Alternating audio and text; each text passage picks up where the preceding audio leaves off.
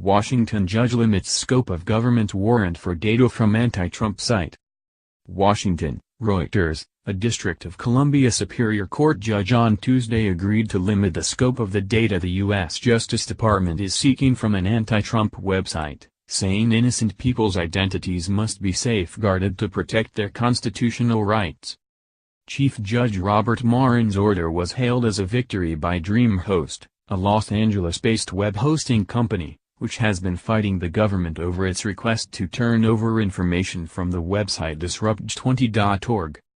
The website is home to political activists who helped to organize protests against President Donald Trump on Inauguration Day on January 20.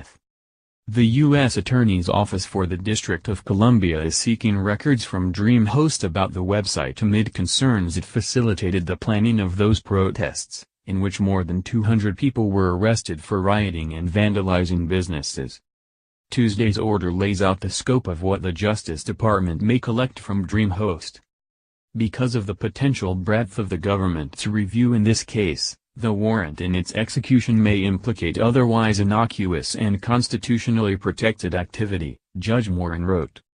While the government has the right to execute its warrant, it does not have the right to rummage through the information contained on DreamHost's website and discover the identity of, or access communications by, individuals not participating in alleged criminal activity. DreamHost's attorney, Raymond Aghayan, praised the ruling. Any information about people who are members of, or are affiliated with disrupt20.org, or who communicated with the site, is to be redacted and excluded from production, he said. A spokesman for the U.S. Attorney's Office declined to comment, saying the case is still pending. DreamHost and the Justice Department have been arguing over the scope of the warrant for several months now. In August, Morin approved the terms of a warrant that was also intended to protect innocent users, though DreamHost said at the time it was still concerned it could have a chilling effect on free speech.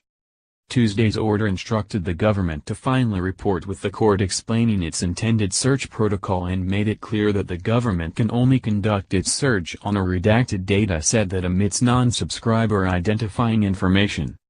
Reporting by Sarah N. Lynch, editing by Andrew Hay and Jonathan Otis.